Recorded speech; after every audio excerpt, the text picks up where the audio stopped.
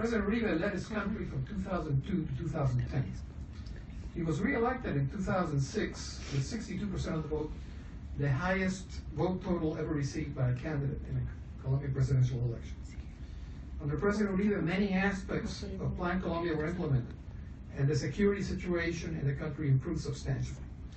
It was an administration that faced challenges from the FARC, the opposition, the Congress, and there were disputes with Colombia's neighbors, Venezuela and Ecuador. But few can deny that the Colombia of today is a different nation than 20 years ago. The Colombian economy has grown an average of 4.3% since 2007. Unemployment and poverty are at historic lows. We look forward to hearing President Uribe's comments about his time in office, the peace process, and the current situation. I would just like to say personally that, in my mind, President Uribe's security policy set the stage for the successful negotiations that are taking place today. And he is now the leader of the opposition in Colombia, the Centro Democrático, which obtained 7 million votes in the 2014 elections. And at a time when everyone talked about the pink tide in the hemisphere, I think President Uribe was presenting a democratic alternative and a successful one. So without further ado, President Uribe, who will be interviewed tonight by Nick Logothetis of the Concordia Group. It's not Colombian. Okay. Thank you. Thank you, Professor, President. It's an honor to be here today at a school that I once attended. So it's great to be back on campus. My name is Nick Logothetis, and I'm the co-founder and chairman of Concordia, along with Matthew Swift here, who's the co-founder and CEO and chairman of Concordia. We're really honored to be here today. What we're going to do is, I'm going to ask the President a few questions, but I really want to open the floor to you all. And when I do that, if I could request that we keep the questions short and to the point, don't forget to introduce yourself. And I'm sure the President would be delighted to answer your questions. But we want to get in as many as possible, and we only have till 7:30. There will be people with microphones too. There will be people with microphones. So raise your hand if you have a question. Raise your hand. Let me tell you 30 seconds about Concordia. Concordia is an organization that Matt and I founded 6 years ago. We promote public-private collaboration, and we do that in 3 ways. We convene people. We have an annual summit in New York every year during the UN General Assembly. We have 40 to 50 other events throughout the year around the world, this being one. We are an organization that provides research on public-private partnerships and how they've worked in the past and how they haven't. And we have a new impact sort of project that we're calling Campaign. So we take a program or an issue that is important, say labor trafficking, and we look at it from research angles, from convening angles, and from other angles to see how public and private can work together to better assist in dealing with that issue. We have a membership program, which I would urge you all to take a look at, concordia.net, and just once again, thank you for being here. I also want to say a special thank you to Barnett Coven, who's not here today, unfortunately, but he is the sort of, from the GW side, the originator of this, and also to Professor Lino and to Tim Stackhouse for his hard work and everything here. So, Mr. President, it's a pleasure to have you. I just have a very simple question to start off, which is, I'm not Colombian. I'm sure many people here are, as we saw. But I was wondering, I think the issue that most people are talking about, obviously, as it relates to Colombia, outside of Colombia now, is the peace process. And what we know is that you and President Santos have different opinions about it. And so I was hoping you could sort of take us through why you disagree with President Santos and what his negotiations are and on which points. Thank you, Nicholas. I want to extend my gratitude to you, to the Concordia Group, to Ambassador Lino Gutierrez, to the University for hosting us, and I want to greet you, the students, university community. Ambassador Gutierrez spoke about conflict. I want to stand because I am very short. Not to say very small. And I disagree with the idea to denominate the Colombian problem conflict, because all the wars have not only the linguistic origins, they have the historic origins. Conflict in Latin America was used to name popular uprisings against dictators.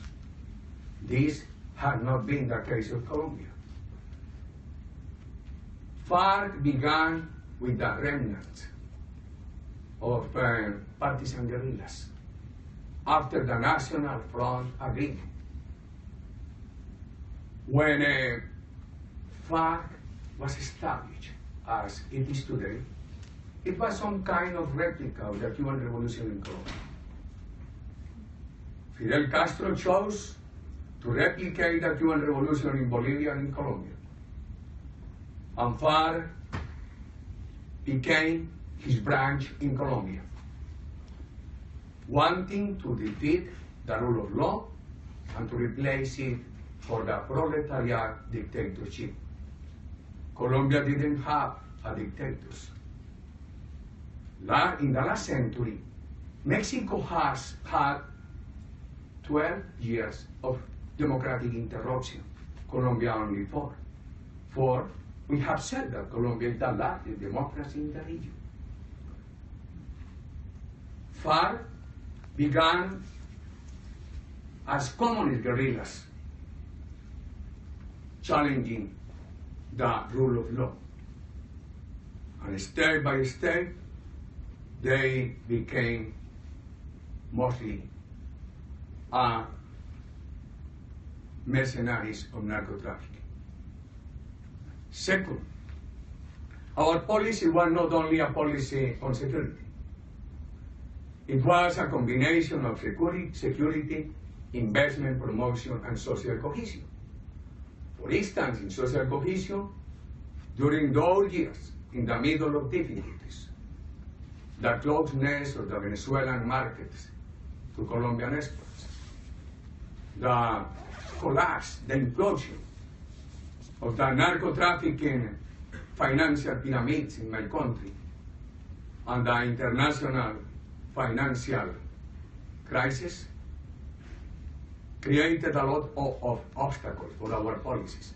However, we reduced poverty from 50% to 37%. The country made significant progress in the economy.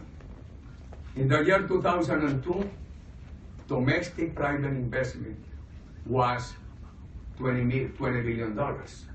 In the year 2012, it was $75 billion. Foreign direct investment in the same period passed from $2 billion to $15 billion. Many Colombian corporations became multilatinas. In the year 2012, the multilatinas invested overseas more than $6 billion. And Plan Colombia, it was very helpful. In a letter that I sent to President Obama 2 weeks ago, I reiterate my gratitude to the United States, to those who conceived Plan Colombia.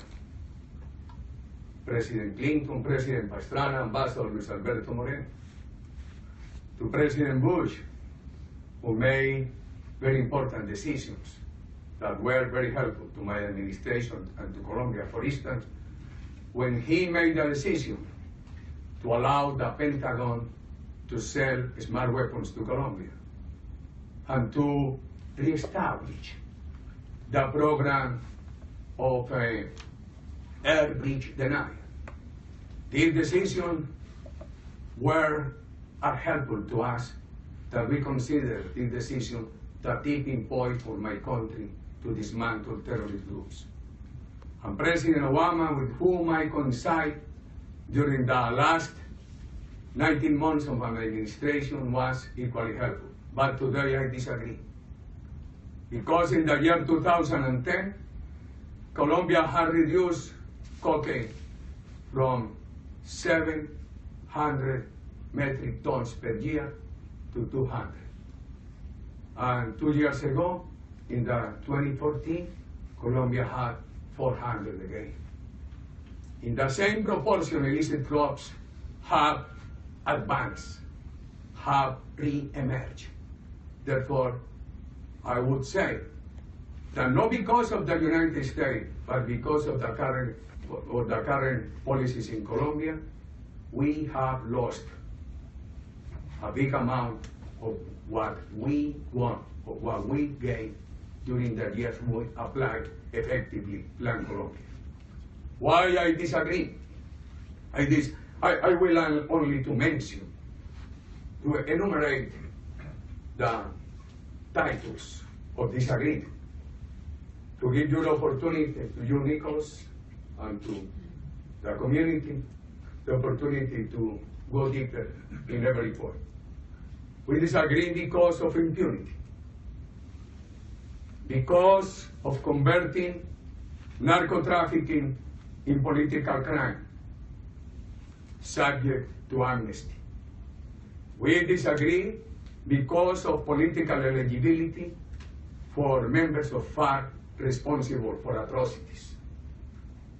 We disagree because the government considers that the way for my country to get rid of illicit drugs is by signing the agreement and creating a partnership between the government and FARC to defeat illicit drugs.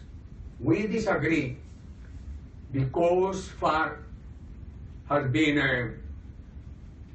a great obstacle to the development of the countryside in Colombia. And now in these agreements, we have seen FARC converted into an interlocutor, into a valid interlocutor of the government to define the rural policies.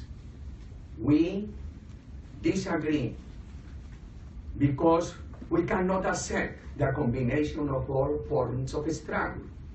Last week in some cities of Colombia, in La Guajira, for instance, in the borderline with Venezuela, we saw people of FARC in uniform with guns under the excuse that they were doing pedagogy for the peace and the water. They don't watch politics with guns. The same we saw at the beginning of the 80s. It was totally damaging for the country. We disagree because the current government has not requested from FARC to give up their money to repair the victims. And FARC is the largest cocaine cartel in the world and the third wealthiest terrorist group in the world. These are the head news of our disagreements. I want to stop this question to give you all the opportunities to go deeper and deeper with your questions. So would it be accurate to say that you don't oppose the peace process, but you oppose the conditions by which the current government has agreed, specifically you laid them out, but it is, in your opinion, important for Colombia to seek a peace with these groups, especially FARC, but under different circumstances? I was very young. My father was king. And after having left the mayorship of Medellin, President Betancourt appointed me as member, as the president of the Commission for Peace in my state, in Antioquia. And I did it. As governor, we created a Commission for Peace. During the presidency, I made many efforts. We created a law for peace, justice, and reparation. Because of the combination of this law and what we call the democratic security policy, we had a demobilization of 30,000, 35,000 paramilitaries, and the demobilization of 18,000 guerrillas. We opened ways for them to reinsert with generosity. but without impunity. We gave them shorter sentences to those responsible for atrocities. What we call ordinary guerrillas, ordinary paramilitaries, they did not go to jail. But the kingpin responsible for atrocities, they went to jail. Because I have always considered that impunity, look at this, is the midwife of new violence. At this moment, we see in Colombia the enlargement of the element of the new criminal gangs, because they hope to have impunity as far as next to enjoy impunity.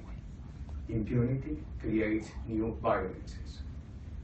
And we never change the rules of eligibility. We never thought the narco-trafficking in Colombia that has financed the assassination of the judges in the Supreme Court, the blowing up of plants, many massacres could be converted into criminal and into political crime and converted into a circuit of amnesty. Therefore, we are for peace, but we consider that these conditions will create more violence and agreement could be unstable. What this government and FARC have agreed is equal to loss of full stop, to full stop loss.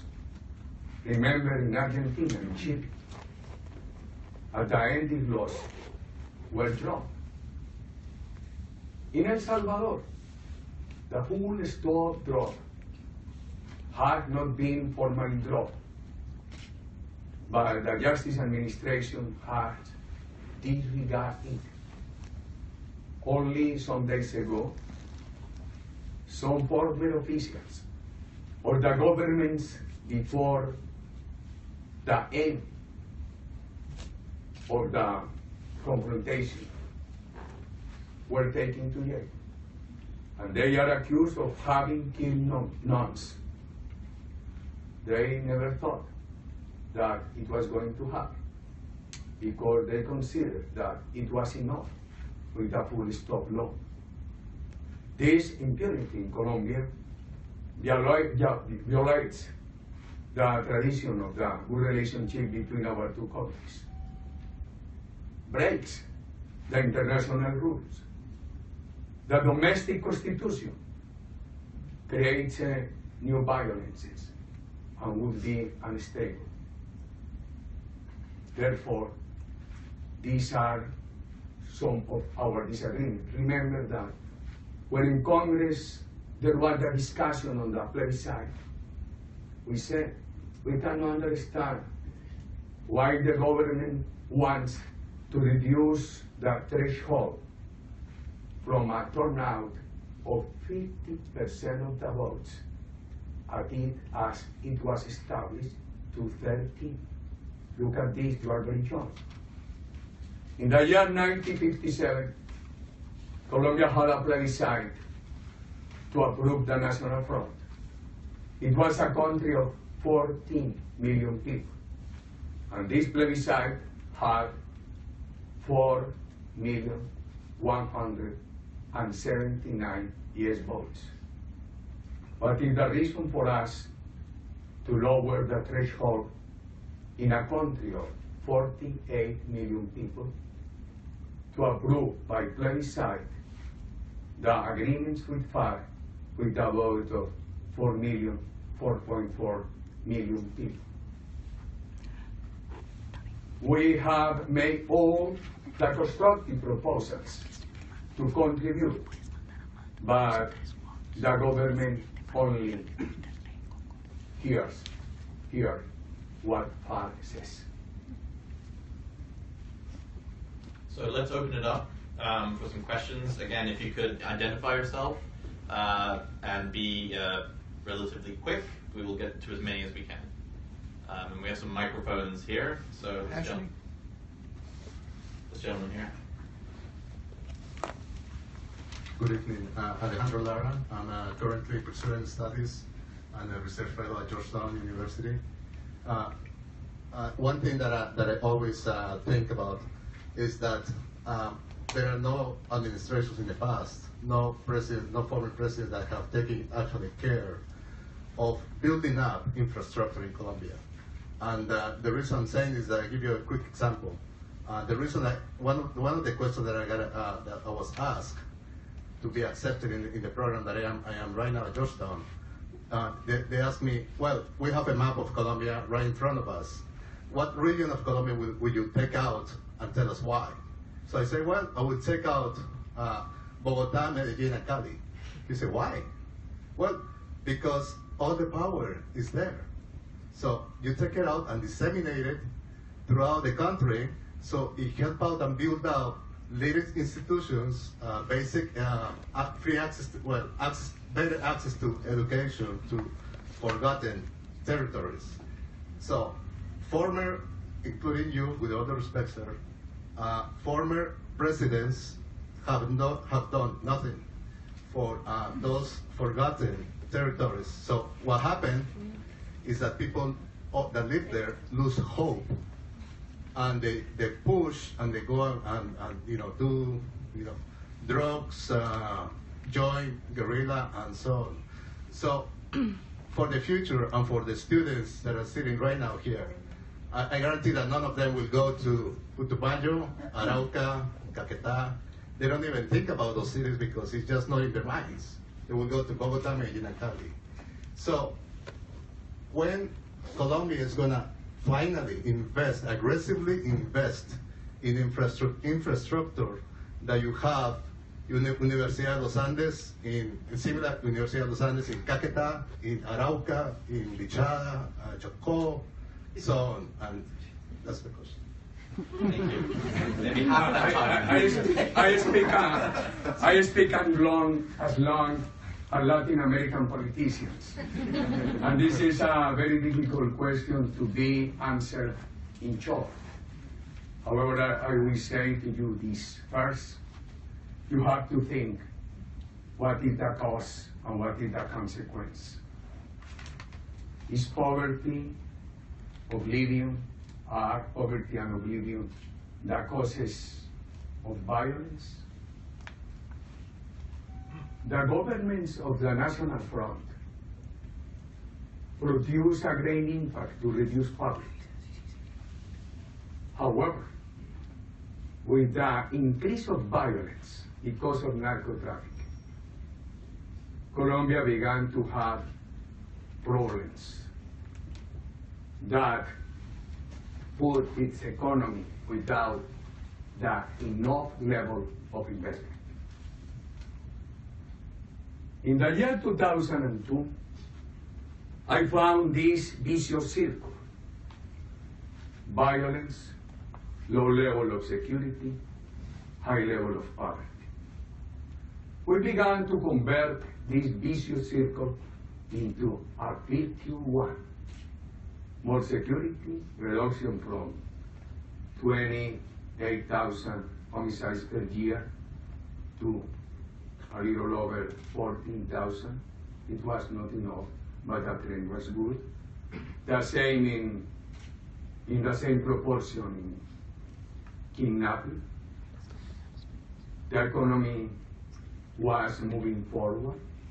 I have already mentioned to you the numbers of investment, and we began to reduce unemployment and poverty. If you go to the airport of Bogotá, you see a new one.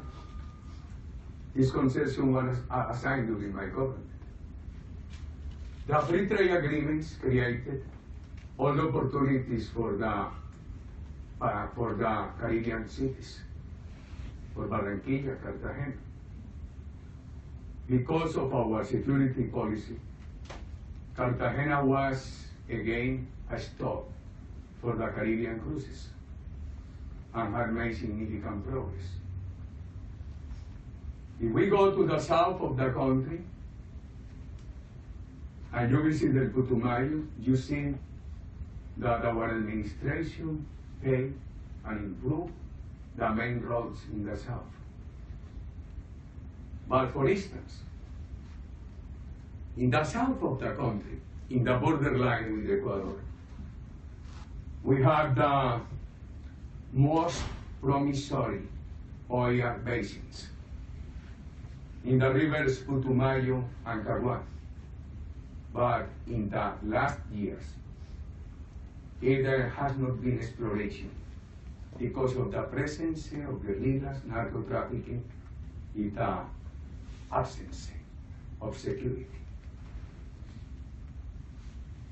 When you speak about education, I have to remember you, my friend, that we passed from having 900,000 university students to 1.7 million. The coverage passed from 22 to 36. It is not enough, but the country was making progress. The National Service for Apprenticeship in Colombia is the best in Latin America. I dare to say that it is better than the similar service in Brazil.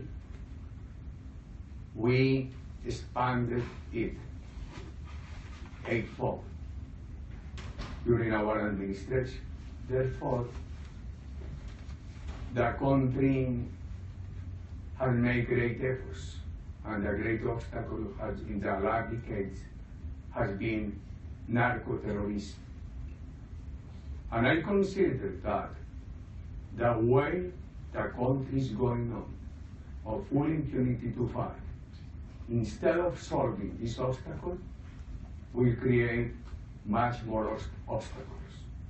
Look at the enlargement of the ELN, at the expansion of vaccines, new criminal gangs.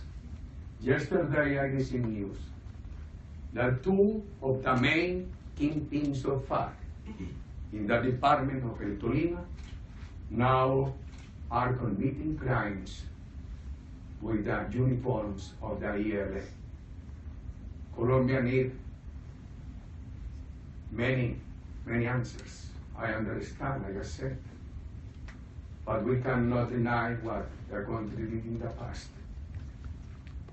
And we cannot think that by granting impunity to FARC and political eligibility, the country will be better. I feel, besides that every terrorist group has ideological excuses. FARC began as Marxist-oriented doctrine. The vast majority of its members are involved in narco-trafficking. And in the last years, its doctrine has been Chavez. Looking at the mirror of Venezuela, I want Colombia not to be the replica. Next question. Over here. This lady.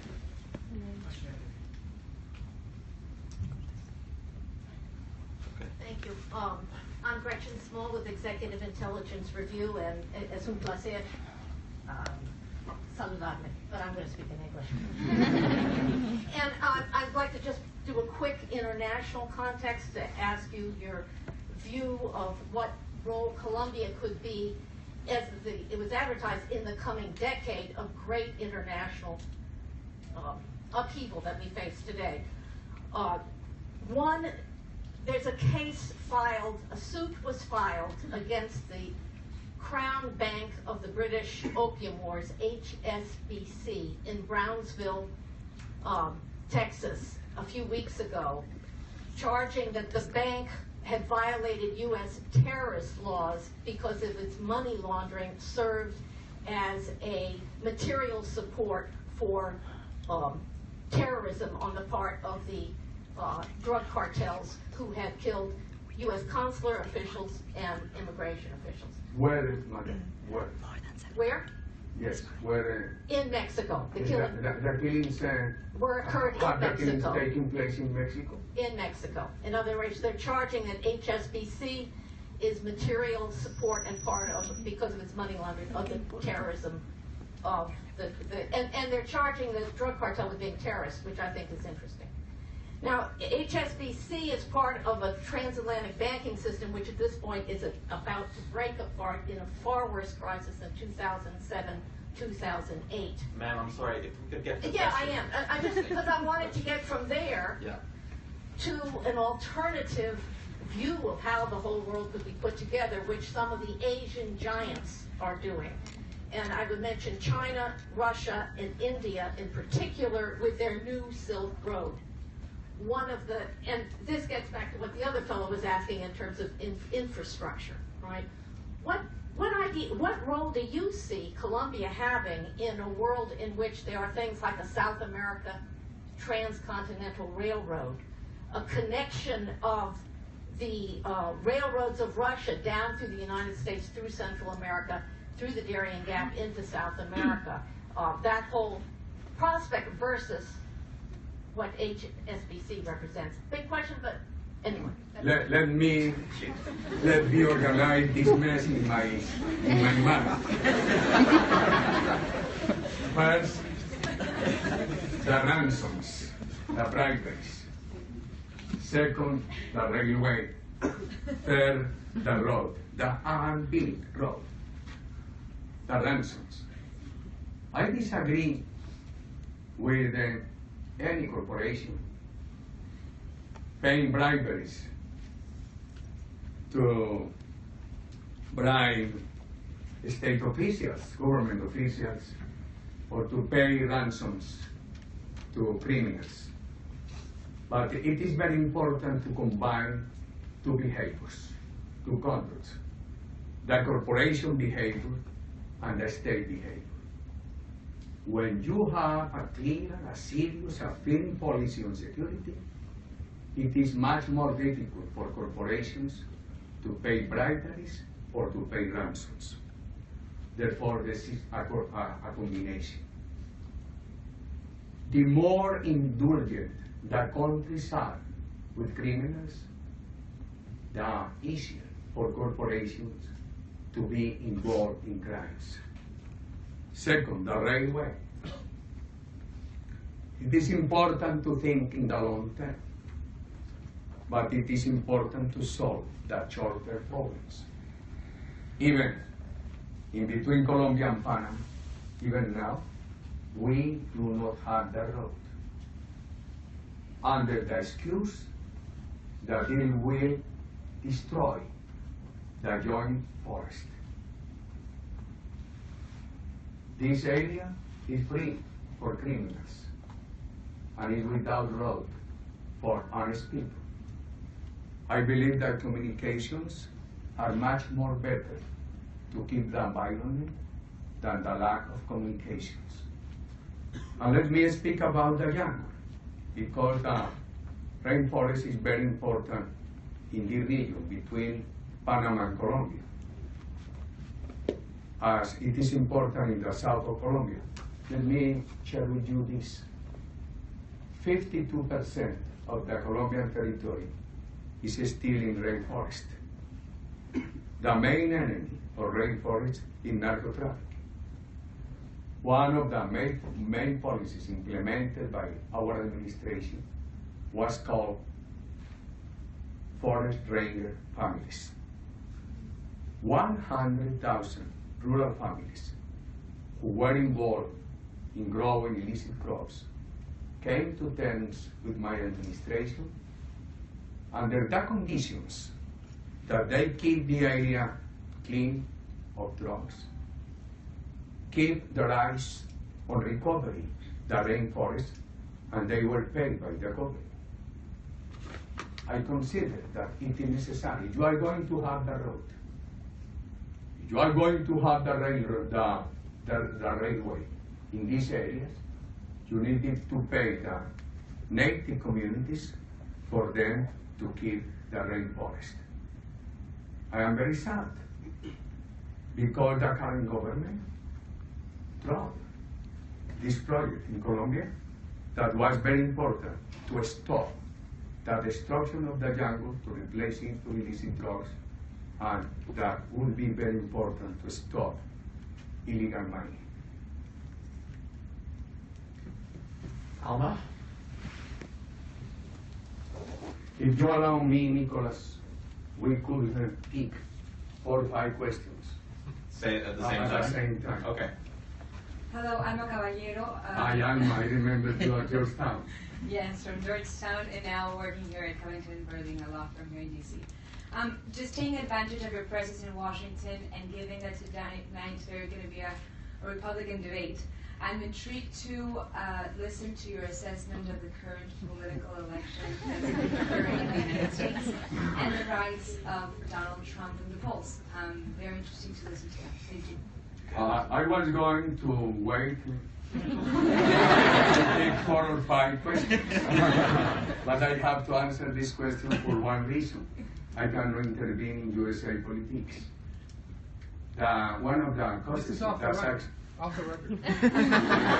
one of the causes of the success of Plan Colombia was the support it had from a bipartisan coalition here in this country. My country needs to preserve a bipartisan coalition. And I, some years ago, was president. During my years as former president, now in the Senate again, I should contribute to keep the strength of this bipartisan coalition, and at this moment, the right thing to do is not to intervene in domestic politics here in this country. This gentleman in the back here with the white shirt. So we'll take 3 or 4 questions and I'll try and write them down. First of all, thank you so much for coming to talk to us. It's been great. My question is more about the peace process. It was originally meant to last only 6 months, and now after more than 2 years, they come with, as you say, unacceptable terms and soft measures. Why do you think it took so long to come up? Do you think there was some sort of desperation and kind of rush in the end of the process to come up with the terms? Okay. I couldn't understand, and I want to take all the meaning of your question. Could you review your question and outline it to be short and concise? En español, porque el proceso duró mucho más de lo que tenía que durar y con los términos inaceptables que, pues, o suaves contra las FARC. Tampoco lo entiendo, pero I will think how to give you an answer. In the back over here, this lady. Thank you very much, President. I'm Yana Zhao from China. Barranquilla is the sister city of my hometown in China. Please, I beg you to speak slower. Well, China is growing very fast and they want to do everything very, very fast.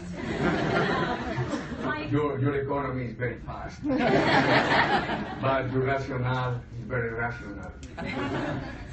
Well, my question is related to investment opportunity and trade relations with China. In your opinion, what do you think are the comparative advantages of Colombia as a trade partner to China, especially with regards to Venezuela, Ecuador, Argentina, and Brazil? And secondly, how likely is there to be a China-Colombia free trade agreement? Thank you. China, competitive advantage for Colombia in the region, and the possibilities of this bilateral free trade agreement. The third one. Okay, here, this gentleman.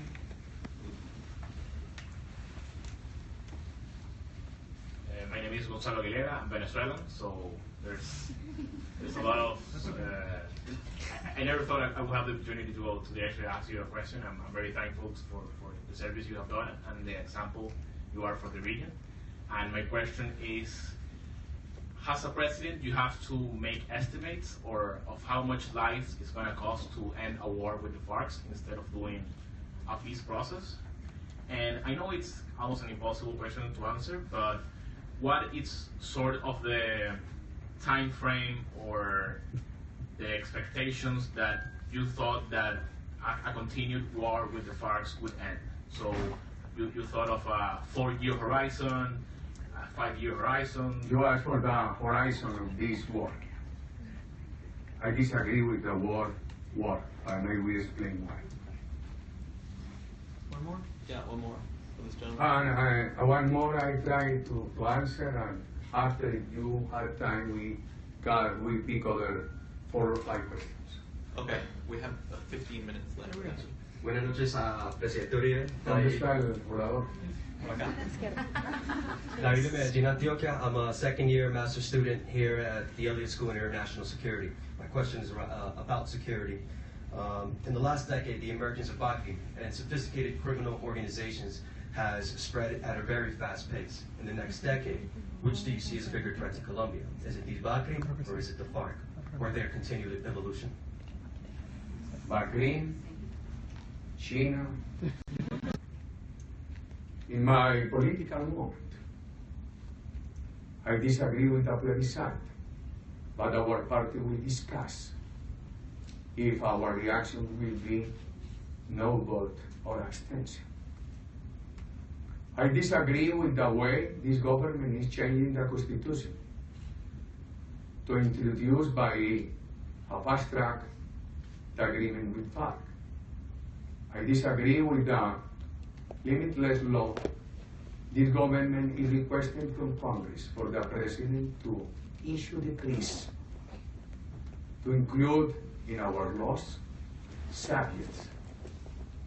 Agree with FARC on education, agriculture, health, that are subjects that in our rule of law are considered of ordinary legislation.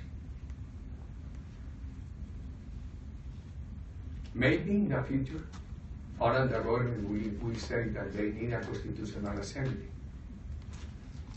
not to review the terms of the negotiation, but to ratify them and to complement them. I disagree. If there were a constitutional assembly with popular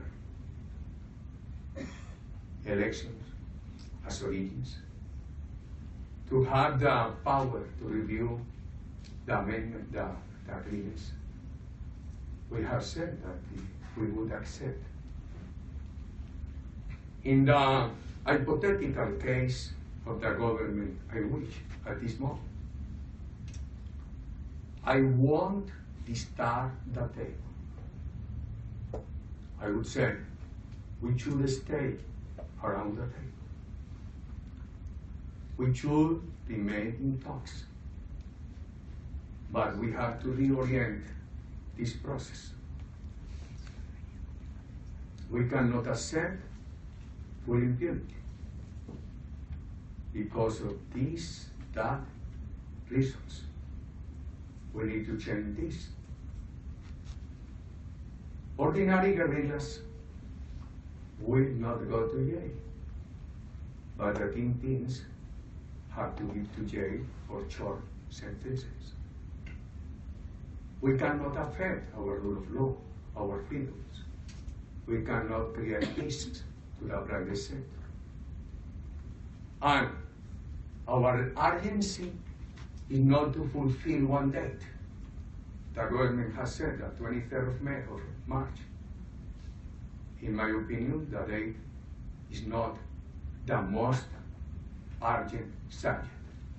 We could say, if you need to postpone to extend the talks, we agree. But please, Colombian people need to have trust in the process. You FARC should concentrate in a place. Under domestic and international vigilance. And you are going to fulfill the promise of stopping criminality.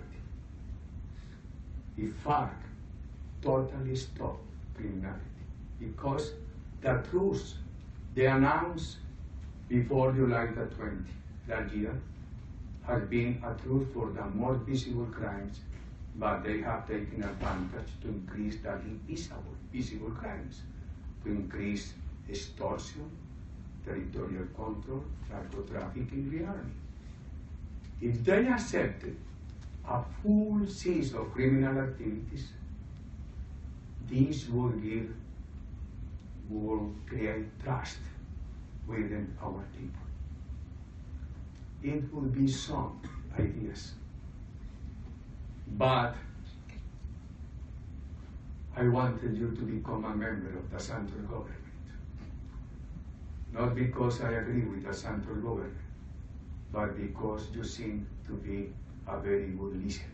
And the central government is not a good listener, with the exception of art. Thank you. All right, thank you, everyone.